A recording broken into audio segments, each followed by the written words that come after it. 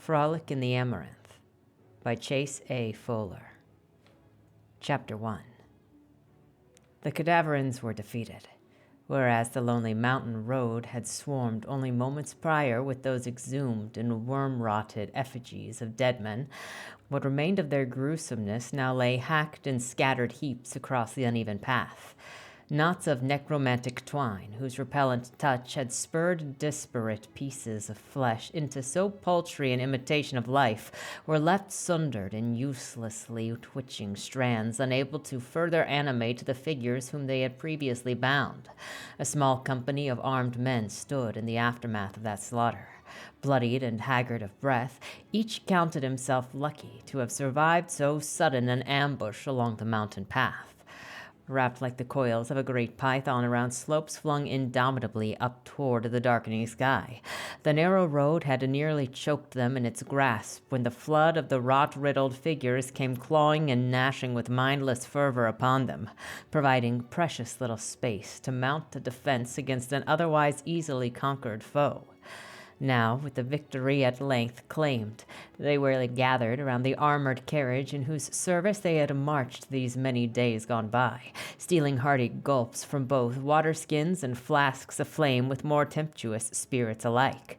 Little was spoken, the lot reeling from so harrowing an encounter, while thoughts of warm food, soft beds, and body company to be enjoyed at the end of the journey filled the prolonged silence between them. There, then, came the cover of nearby trees, a sudden rustling in the brush, weapons drawn and leveled in anticipation for another threat. The men were thusly taken aback to see not a beast or conjured fiend emerge before them, but a woman. She appeared as if a goddess who deigned to tread the same ground as lowly mortals, stunning in the beauty she exuded. Fair and supple as calla lilies in bloom, a scant dress of cerulean silk flowing down her figure.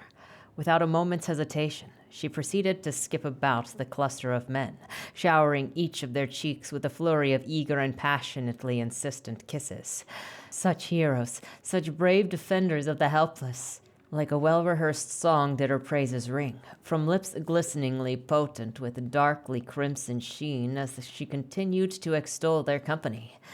What fortune must stand by my side that fate brought you to this road at precisely when I most needed aid? I know not how much longer I could have stayed hidden, helpless to fight those fiends who so ruthlessly pursued me before your company came around the bend, a gallant force with swords and spears and steadfast shields. How glorious it was to see you slay creatures so foul as they. I knew that I would find safety in your hands, and so I have. None of the battle-weathered men responded.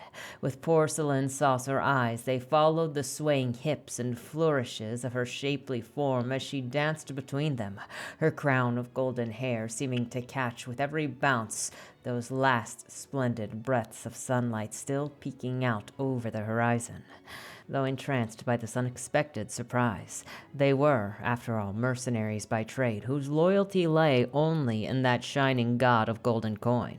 Tempting as this woman was, they had no wish to incur their employer's displeasure by stepping beyond the perimeters of previously ascribed duties, and so knew not how to proceed with the pleasantness of her arrival. It was as if the sheer radiance of her smile and the ruby marks left behind by her kisses had resulted in a sort of shared amnesia to the battle that they had recently escaped, and which had cut an initial force of 15 men at arms to a paltry 8. Likewise, none sought to question the reason as to why one so seemingly frail and unprepared for the wilderness had found her way to such a spot, nor how she had come to be pursued by the cadaverous in the first place. Such a spell of blindness, however, could not be said to have fallen over the entire company.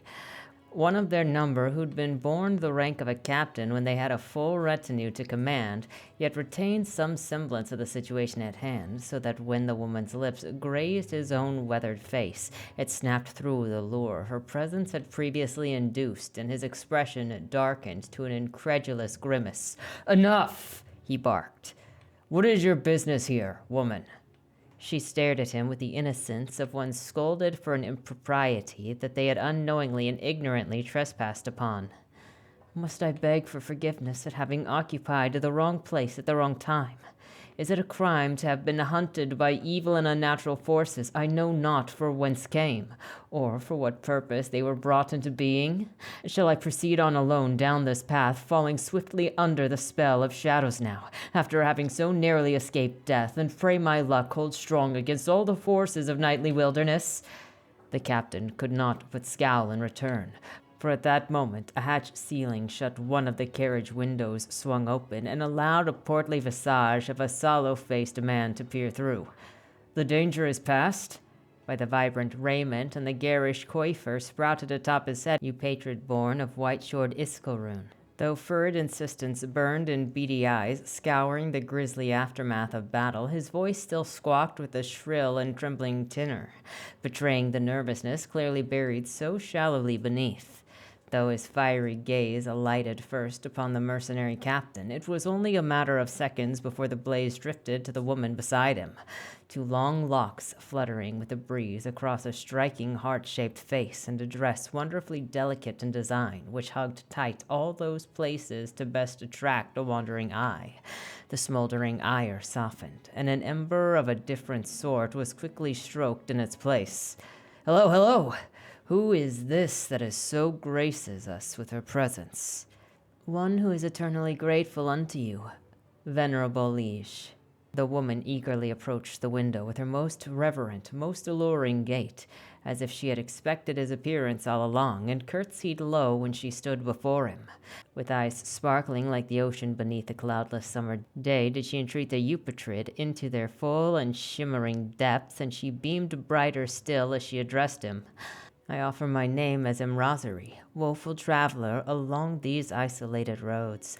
I owe my life to your swordsmen for the role they played in my rescue, and to you perhaps even more so for having brought them here at my hour of need. Were it not for your arrival, I would no doubt have perished only moments ago." "Let us thank fate that such misfortune did not befall one so beautiful as you," grinned the Eupatrid as he drank in the sight of her. "Many before have lauded the gracious and benefactory quality of my name, which I am pleased to offer as Aresh Lonaske. It warms my heart that you are now among those who know its quality well." Emrasari gave a bashful chirp of laughter. Before she could further weave her flattery, however, the mercenary captain lumbered forward and sidestepped around to speak directly to the enraptured Eupatrid. "Eminency, nightfall will be upon us soon," he spoke tersely, all the while glancing at Emrasari from the corner of his eye. "We are yet several hours at least from Lograna, and unless we wish to sleep beneath the stars tonight, I would counsel we make toward civilization with haste, before the wilds of the Ingrolith mountains rise fully against our progress." Aresh Lonaske, his gaze momentarily stolen from Emrasari, looked out across the waiting road and ahead and gave a nod in return. As if fearful of his attention slipping further adrift, Emrasari threw herself forward beneath the Eupatrid's window, clasping her hands together in hopeful supplication.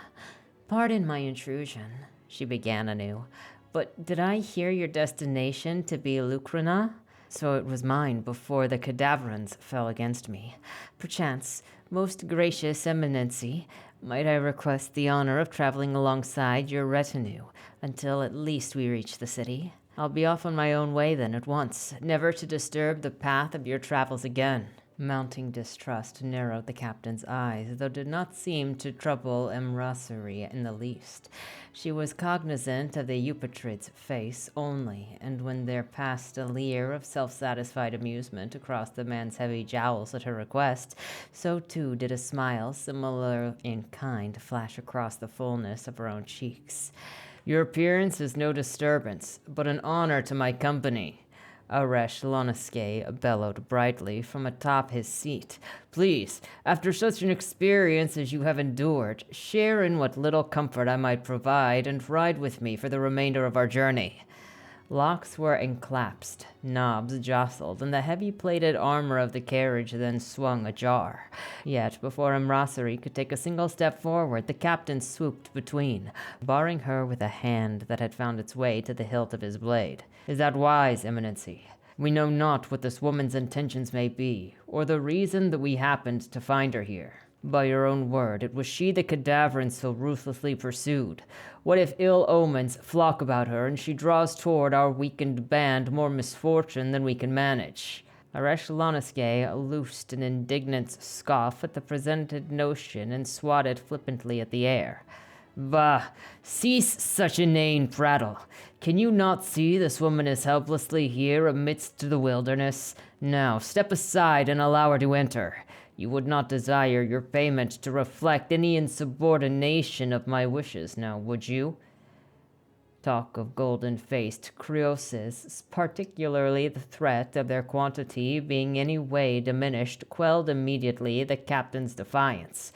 With resigned loyalty did he step aside, and Aresh Lonaskay leaned down to offer emissary his hand in a grand show of gallantry.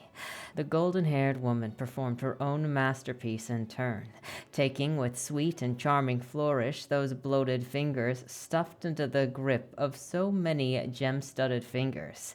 The carriage interior had space enough to fit four comfortably, and was lavishly decorated with periwinkle cushions and pillowed seats embroidered in Sundranali silk. Her smile unwavering, emissary followed the guiding pull of her host and dropped to the seat beside him.